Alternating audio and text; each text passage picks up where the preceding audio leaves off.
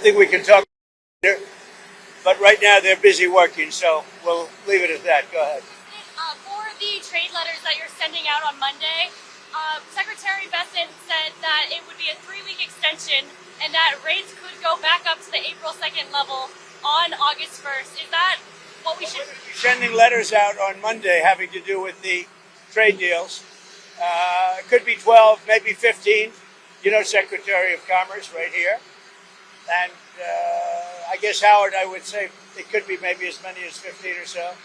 And they'll be going out on Monday, and some will go out on Tuesday and Wednesday, and we've made deals also. So we're going to have a combination of letters, and some deals have been made. Starting a third party.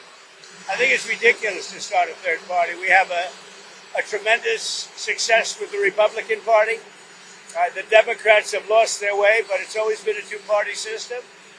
And I think starting a third party just adds to confusion. It really seems to have been developed for two parties. Third parties have never worked. So he can have fun with it, but I think it's ridiculous. What's your golden key back from Elon? Go ahead. What's your message going to be to Netanyahu tomorrow? Well, we're working on a lot of things with Israel, and one of the things is probably a permanent deal with Iran. In other words, they have to give up all of the things that you know so well. The attack turned out, according to every single atomic energy commission, that was a complete and total obliteration. And we had the pilots, as you know, at the White House on Friday. They were incredible. And they confirmed that. They know better than anybody, by the way, but they confirmed that every bomb hit its mark perfectly. And they would have to start all over again at a different location. This one is, the word I used was the correct word, obliteration. What will your message be on Gaza to Netanyahu? I think we're close to a deal on Gaza. We could have it this week. Democrats are claiming more federal cuts for the debts over in Texas. Yeah, go ahead.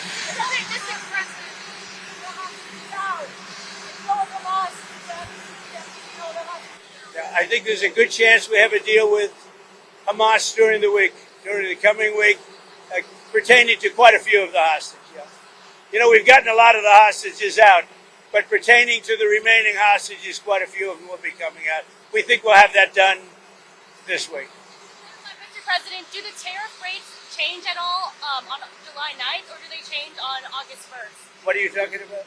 Tariff rates, do they change on July 9th or August 1st?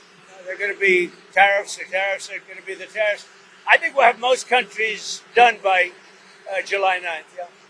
Either a letter or a deal. But they go into effect on August 1st. Tariffs go into effect August 1st, but the president is setting the rates and the deals right now. Okay? Are you investigating whether some of the cuts to the federal government left key vacancies at the National Weather Service or in the emergency coordination? No, They did not. They did. I'll tell you, if you look at that what a situation that all is, and that was really the Biden setup. That was not our setup, but I wouldn't blame Biden for it either. I would just say this is a 100-year catastrophe, and it's just so horrible to watch. Are you planning to visit Texas, Mr. President? Probably on Friday. We wanted to leave a little time. I would have done it today, but we'd just be in their way. Probably Friday. Mr. President, have you been briefed on the ship that was hit in the Red Sea? Do you know if the Houthis attacked that ship today? We'll give you a report sometime tonight or tomorrow. D.C. City Council has not approved a new stadium for the Commanders. If they don't approve it, will you step in? Well, we see what happens. I've been looking at the deal, and I don't blame them. They have to. It's a very important piece of property. It's a great piece of property. So we'll see. But if I can help them out, I will. Ultimately we control that. The federal government ultimately controls it. So we'll see what happens. I saw the plans. I saw the stadium.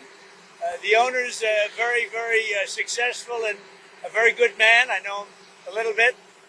And it would be a great place for the NFL to be there, I can tell you that. So if they want to negotiate a little tough, that's okay with me. Would you see the Commanders change the name back to Redskins?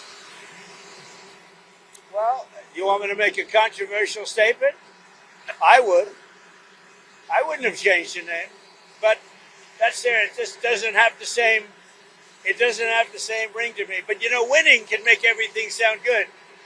So if they win, all of a sudden the commander sounds good. But I wouldn't have changed the name. Say it. Why not help Ukraine the same way you help Israel? I am helping Ukraine. I'm helping it a lot, and it's a war that should have never happened.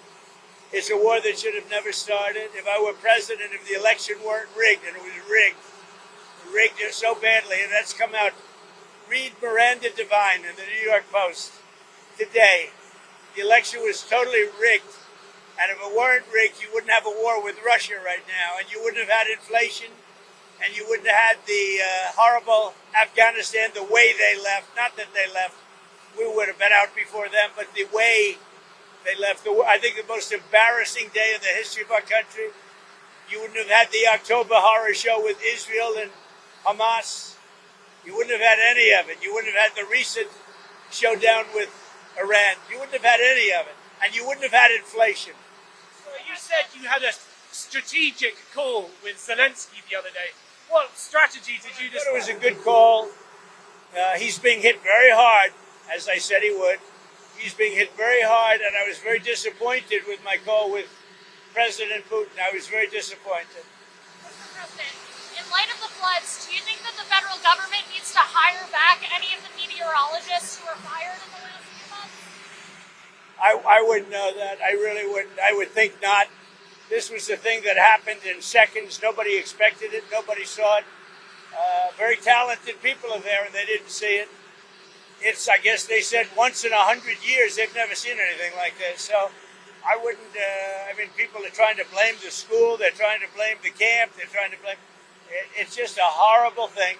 But no, I wouldn't say that, no. Secretary Lutnick, are you expecting any deals to be signed this week, and what countries are closest to that?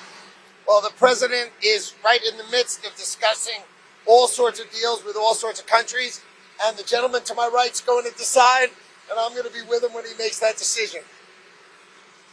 Thank you very much. Thank you, everybody. Thank you.